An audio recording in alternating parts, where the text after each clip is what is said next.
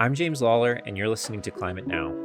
While much of our content at Climate Now addresses the technologies and policies that can help prevent catastrophic global warming, today's episode is focused on how we can adapt to the changes that are already happening or are likely to happen.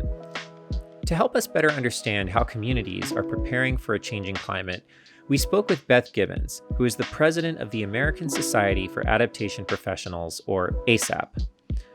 Beth has worked for decades to integrate climate information into municipal decisions in the US and Canada, and she was able to give us some insights into how cities can successfully adapt. Beth, can you tell us a little bit about your background and your work at ASAP? Yeah, so my background comes from a Jill of all trades kind of experience. I've worked as an urban planner, I've worked in community development, I've worked in the international context, and now in the domestic context for the last about 15 years. So I had been working in international development and kind of came into the field of climate adaptation through the gateway of working with cities. And so I was really interested in understanding how cities were starting to incorporate future climate information into their planning and decision making. Hmm. And so I worked with the University of Michigan on that. First, running a project with the University of Michigan and the Kresge Foundation, working with cities in the US and Canada, seeing how could climate information be more usable and useful for municipalities. And then I started working for a NOAA program across the Great Lakes region. And there we were thinking about integration of climate into all different sectors. So from recreation to municipalities to farming. And I also was working for the University of Michigan, still coordinating University of Michigan's climate programs across all of their disciplines. The opportunity to come over to ASAP started about 6 years ago. And I came here because I saw it as a way of kind of pulling together my experience in community development, my experience in network building, and what was just really obvious a need in trying to create a home for climate adaptation as a profession to grow, to improve, to thrive. And I loved the mission of ASAP, which was really about bringing people together, to be learning together, and to be advancing the field. So, what is ASAP? So it's the American Society of Adaptation Professionals, and ASAP is dedicated to connecting and supporting climate adaptation professionals to advance innovation and equity in their work. Got it. And so, what would be some examples of people who would be members of ASAP? We have members who occupy federal agencies. We have members who work at the local community and city level. We have members who are working for large engineering and construction firms. We have members who work with corporations, thinking about TCFD, thinking about disclosure and risk. And we have members who are running their own small boutique consulting firms. And so it's like really across the board. We have folks who come, oh, and then from academic institutions as well, students and also faculty. And they come into ASAP, and the idea is really that they may be working on very different projects, but they're trying to solve pretty similar challenges, which is what is the best way to do this work? And so you can get somebody who's working at an EPA at the federal level with somebody who's in a city like Duluth talking about what does Duluth really need from EPA, and EPA saying, this is what I need to be asked for. And so it's creating this network where folks can actually advance the work holistically because they're able to talk across sectors and across scales about what they really need. That's awesome. And that's Yeah. really clear. Thanks for that example. Yeah. So, if you could just define adaptation, and I know that some people, we tend to hear the terms adaptation, mitigation, and resilience often in very close proximity to one another. Mhm. Could you define each of those terms? Yeah. So, climate adaptation and mitigation are opposite sides of the same coin. So, I think about all of this as the body of climate work. And on the mitigation side is where you're working to reduce your carbon emission, or more and more, we're starting to talk about how do we capture and sequester existing carbon in the atmosphere. So, it's really about what we're putting out into the atmosphere, minimizing and managing. Adaptation is about adapting to the changes which are already with us from carbon which has gone out into the atmosphere. So, understanding that the climate has already changed and we have already locked in changes which will continue, and we need to be incorporating that new information into our planning and decision making. When we bring resilience in, I think it's one of the most difficult words to define in this space because resilience as an idea has existed inside and also outside of climate conversations. But resilience is really, some of the best definitions I've heard are ways that we can ensure communities are prepared to not bounce back, but to bounce forward. So they're more resilient and prepared in the face of an oncoming climate acute event to recover more quickly and in a way that'll be more just and equitable. I've also heard climate resilience defined from a social lens, which is saying that when you bring in climate change adaptation, climate mitigation, and social justice, you get to resilience. And Hmm. so I think that resilience is one of the less consensus defined terms in the space that we're operating in. For me, when I think about resilience, it can mean many, many things to many, many people. If we want it to talk about climate resilience, then it has to include that climate adaptation definition, which is, are you thinking about the changing conditions which are with us and will continue to be with us? Otherwise, you may be becoming resilient to other factors, but you are not becoming resilient to climate change. Interesting. What's the geographic focus of ASAP? Oh, ASAP covers North America. So we're a North American network. The majority of our members are in the US, but we also have members throughout Canada and the Caribbean. Okay.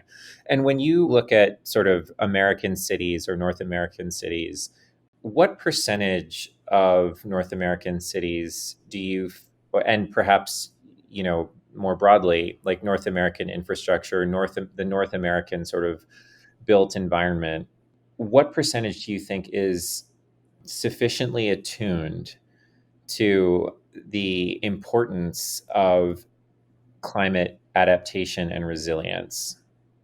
I'm just going to make up a number on this, but I would say less than 5% are sufficiently attuned.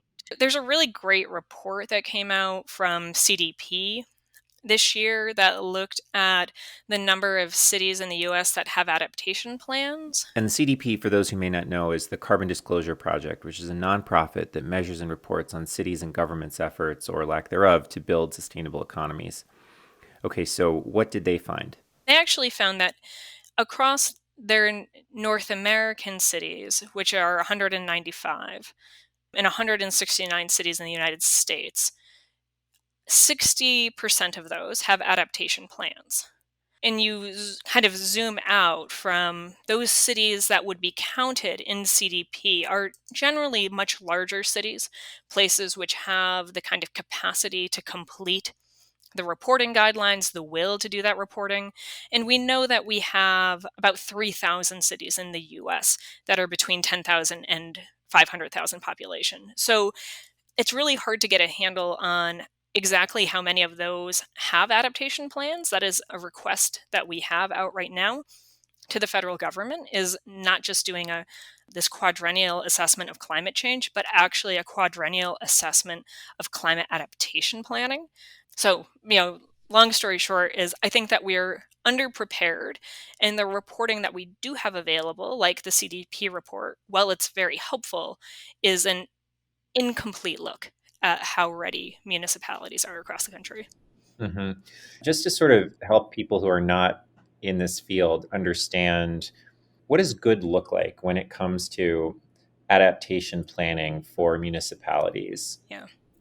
So good would look like you are updating your flood map. So I think that we all have been learning this lesson more more and more lately. FEMA flood maps are insufficient in explaining to us and telling us what our actual flood risk is. There's a way that we can update those maps. We can use current and potentially even future precipitation or rain information in the development of these maps. So that would be a first step. A good step in adaptation planning, update your flood map. A really important step for many municipalities along the same kind of precipitation story is your stormwater system prepared for the size storms that you're going to be receiving? A lot of storm systems are not. I live in Southeast Michigan. And here in Southeast Michigan, the increase in rain over the last 50 years has been 45%. So we have 45% more precipitation now than we did 50 years ago. You can basically assume that unless your municipality is working actively to address that, that storm system is insufficient Hmm. for capturing the rain. So, that kind of assessment is really important. Other things that are really important that are more like soft skills. Where do people go in the time of a crisis? Where are they naturally gathering? Their churches, their libraries, community centers? Maybe it's a community member's house. A city should know where people are gathering and doing everything they can to direct resources to that place. This is a model that is commonly getting called resilience hubs now. And the essence of the resilience hub is that it goes beyond just a heating center, but a place that would also then have battery backup. So you're going to have energy even through a disaster. You're going to have community ownership, some place that people already feel comfortable. They're already likely to gather. And so they come to that place, not just in the time of an acute disaster, but also before, during, and after, so that they meet, they build community cohesion, they get to know their neighbors, maybe you do some skills, some life training, some emergency planning, and so it becomes a whole center. So that's a nice example, like the resilience hub, in the way that a city should be trying to find this information out and then really support people to meet where they already are rather than enforcing them. Okay, go over here. Like, oh, you want to meet at this church? No, actually go over here and meet at this, at this other building. That's never going to work. So you have this kind of hard, pipes and engineering, but then also those soft skills that say listening to the people and putting resources where they already are and where they need them. And does ASAP have sort of I would imagine there's some degree of like templatization in terms of you should be thinking about like these 100 Mhm. things. Does ASAP provide that as kind of a resource in any way, or handbooks for how cities should be thinking about? We don't provide a lot of specific templates, although there are good templates which are available. What we provide are the processes that you should be going through. So, what are the kinds of questions that you should be asking? What are the ways that you take advantage of windows of opportunity? How do you think about convening community groups so that you're placing the power of decision making into the hands of the members of the community who are impacted either already or would be impacted first and worst by climate change? So we provide a lot of like how to, not the what of to do. And that's really because we are this North American network, and a lot of climate adaptation work is really about what's happening in a local area because we don't have that authority to say this is what you need to be doing in Des Moines versus Raleigh Durham versus Salem. We can help our members to find those kinds of regional specific action Mhm. items to plug into the processes that we recommend. Got it. And that's a great actually segue to one of our next questions, which is we know that this adaptation is happening, though it's happening at perhaps a woefully small scale at the moment. I wonder if you could give some examples of ways in which people are adapting or cities are adapting. What does that look like, beyond some of the more general descriptions, like maybe some specific examples of how various cities perhaps are, and Mhm. other organizations are adapting? Yeah, so I think a really great example comes from Buffalo, New York, where they've experienced an increase in rain and an increase in flooding. They've been part of a process that's a network of communities under what's called the Resilient Infrastructure for Sustainable Communities effort. And there they've launched the largest environmental impact bond in the country. And this environmental impact bond is going to allow the Buffalo Sewer Authority to be able to get investors to help them to prepare areas of the city to be basically rainwater sinks. So, how can they ensure that they have green infrastructure throughout the city that will capture rainwater? And the more rainwater they're able to divert from their stormwater system, they then will be able to pay back their investors. I'm sorry, how does that work? Like they're capturing, how do they pay? Where's the revenue coming from with the Right. rainwater? So you can essentially monetize anything in case, in our El Salvador is using Bitcoin as their official currency, right? So we can monetize anything, and you can monetize keeping storm water out of your stormwater system. So by creating capacity through green infrastructure, you can basically make a bet that says, we believe that we can build green infrastructure that will keep this water out of the system. And if we're successful in doing that, then that rainwater capture is going to be monetized to be paid back to the investors. Hmm. Because you're Hmm. reducing the impact, right? You're reducing the use of the system. Right. So And this who's is, paying you? Who's paying for that service? Is it the municipality pays a fee because they don't have to then invest in making a new sewage system? Is that the idea? Or in the case of Buffalo, it's the Buffalo Sewer Authority they pay? versus the municipality. I see. Right, Got it. Okay. right, Got it. Because otherwise they're effectively avoiding the cost of rebuilding their sewage system because of this green infrastructure. right. That, oh, okay. Got it. Yeah, Cool. I mean, it's a little wonky, maybe. No, that's But neat. I mean, I think a lot of this work kind of comes down to how do we think about new ways to fund the work as well as do the work. So it's not just knowing like that green infrastructure is important. It's knowing how are you actually going to loosen the dollars to be able to do the installation to make it real. Interesting. Wow. Any other examples come to mind? Yeah, so another example that I really like talking about is in Broward County, Florida. And so Broward County is one of the 4 counties of Southeast Florida. And the folks down there have been doing really terrific regional climate planning for a decade now.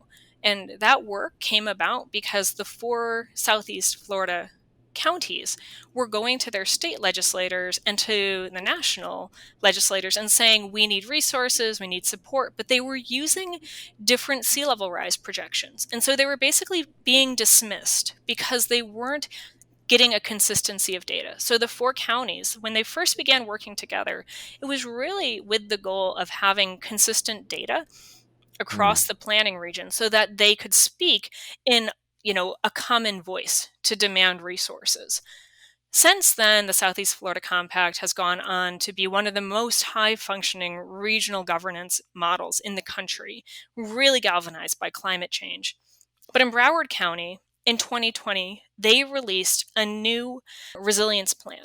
And in it, they were able to pass without any controversy from developers or from residents or from their council an increase in their sea level rise projection of 16 inches.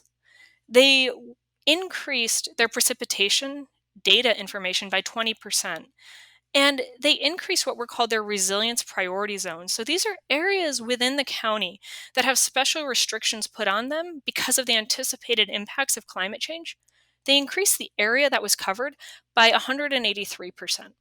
I tell this story and I think that the numbers of it are really meaningful and impactful. And mostly what it tells me is they were able to pass it because they've been bringing the whole community along on this journey, which is right. to say, your plan for climate change today, because they've passed a plan in 2012. This was an update just 8 years later. And they were able to say, we're on an iterative path that the climate is changing. The climate is not just changed. We are not, now in a new static state of change. We are changing. And they have been able to communicate that effectively to put in front of their council this really kind of radical increase in what they're expecting the impacts to be and have it wholly supported because the developers, the city council, the residents all want to have a common baseline that they can be operating from, and they're successful at that. So I love Broward's story, because it both is what you can do with good data, but it's also what you can do with communication and really helping people to understand the iterative nature of the work that's happening. Interesting. So, what made them successful at this? What are sort of why were they good at this, do you think? Well, I think that they're good at it because they've come at this with an idea that everybody has stake in the game. And so it's easy to have climate conversations that it's easy to have conversations in the US right now that have good guys and bad guys, right? And their leadership, specifically Jennifer Gerardo, who is their chief resilience officer, she's been there for a long time. She has deep relationships, and she's not afraid to work with developers, to work with the private sector, to work with the cities within the county. So, she'll work with everyone and understand that there's a benefit for all of those different stakeholders to have a standard set of data that they're operating under and a standard code that the county is setting. And I think that for us, a lot of, I said this already, but across the U.S., I just think in so much of our lives, like we're looking to have a good guy and a bad guy, and to have an enemy, and to paint them as such.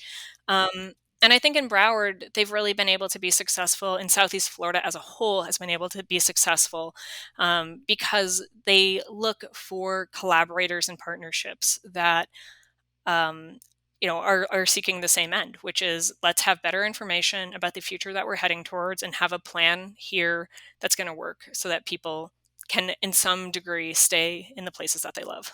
So that's interesting. They were able to get this kind of consensus. I think also Southeast Florida has a very imminent threat. Right. I think that the Southeast Florida story and telling a local story for adaptation is so much easier than trying to tell a national story or a North American story, because climate impacts for a long time have not been able to be politicized away at the local level. And when people feel their beachfront slipping away, their basements flooding, their great aunt having some kind of heat related illness, like local politicians aren't able to say that isn't real. And I think that's consistent all across the country. So we've seen much more action and proactive adaptation leadership in the local level than at the state or federal level.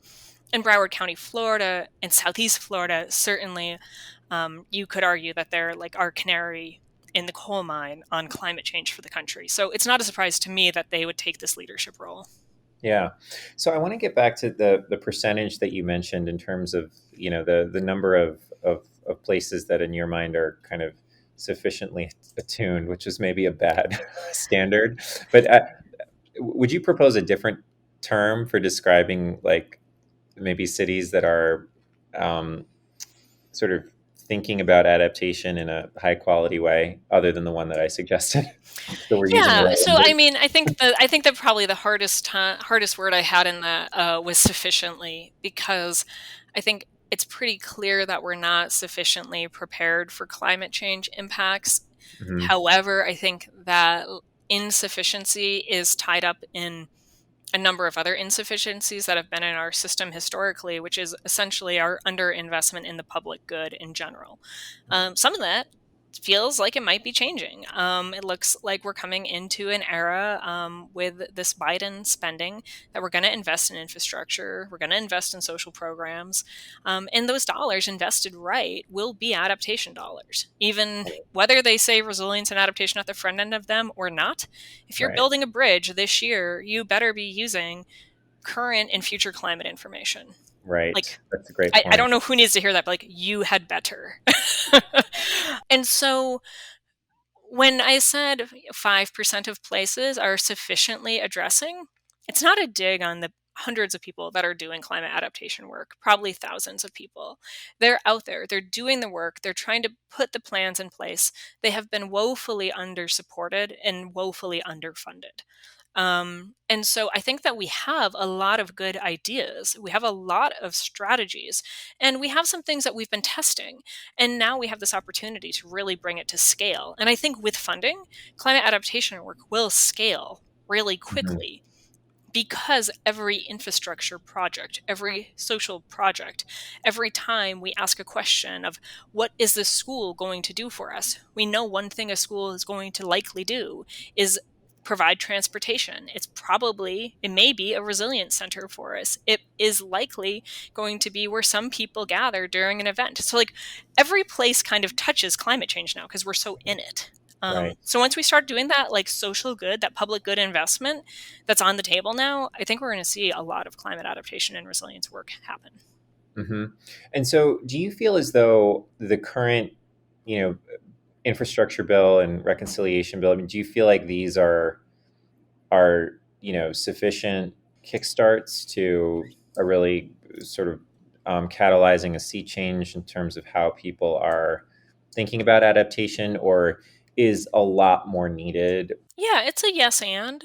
I feel good about the resources that are flowing toward our general public needs. I feel okay about the resources that are being articulated as resilience or climate resilient resources, and we are going to need much more. I mean, we've fundamentally changed the way our global system works.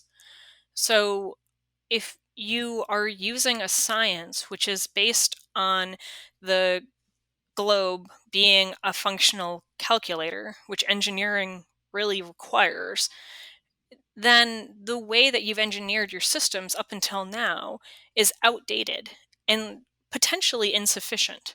Not necessarily insufficient, but it's certainly outdated. And so you think about any of those infrastructure investments which we've made over the course of our build out as as countries, as places, and those all have to come under consideration of whether or not they're going to withstand the changing climate conditions that we're in. And that says nothing about our agricultural systems, our water systems, our tree canopies. So we have a lot of work to do because we're in it now. We're in the change. And and I have to say that I think the last COP, there's things from that which you can take heart in, but there were some very chilling messages that came from the 2021 IPCC report and the COP, which is that we're missing our targets. We're missing our mitigation targets. Um, by potentially larger measures than we even know. And so we have got to be thinking about how will we take care to protect people and places as we live through a changing climate. Yeah. Do you think that we have yet to hit like a sufficiently kind of horrible event that we have yet to sort of catalyze? Because on the one hand we have like the science, right, which is clear, and we have these alarm bells that are going off, and they've been going off for some time. On the other hand, we have, a really, what feels like a very sluggish, slow response in many ways. In some ways maybe not, but in many ways it does.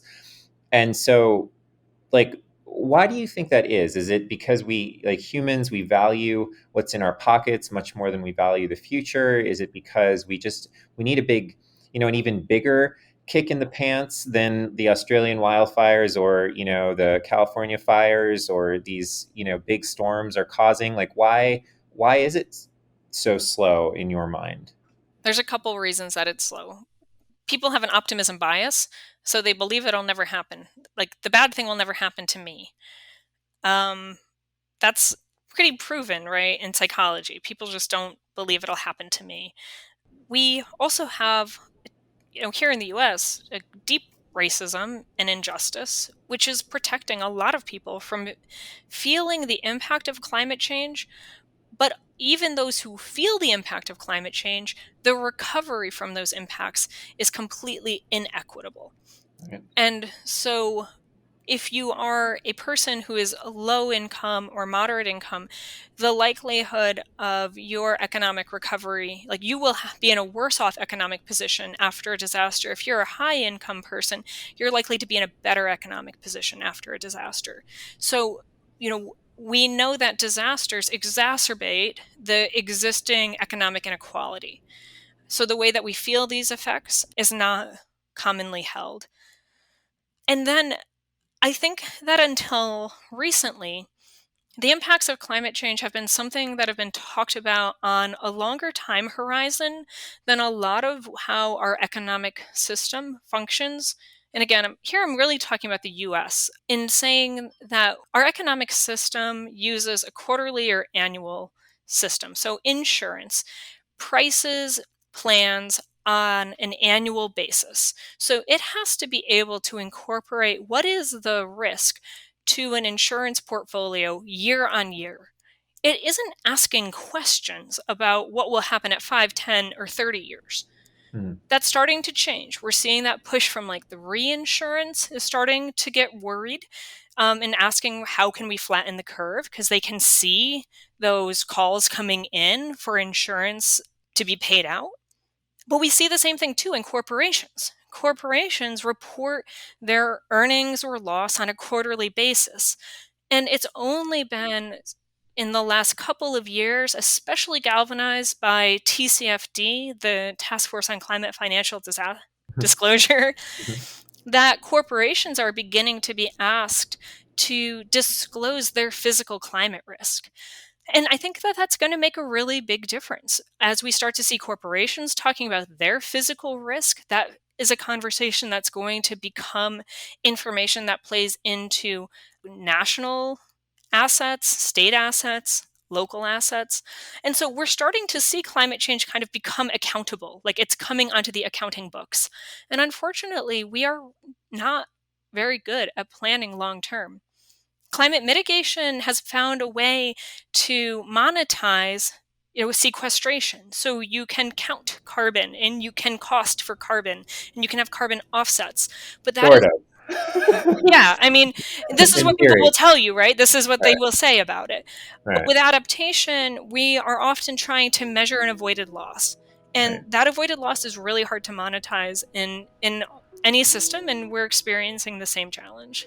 Is there anything that we really should have gotten to here, or do you feel like we covered most of the things? I mean, the one thing I would say, and I don't know that I impressed this enough, is how really critical equitable and just adaptation work is Yeah. in order for us to do this work well. So, like, while we see a lot of investment on the table, we've had massive investment programs in the past in the United States that have not been sufficient for actually uprooting the racism and systemic racism that is part of our system. And so for these dollars to be effective in building adaptation the way that ASAP expects its members to operate and wants to see adaptation look in the world, there has to be a really concerted effort around this money being used in a transformative way.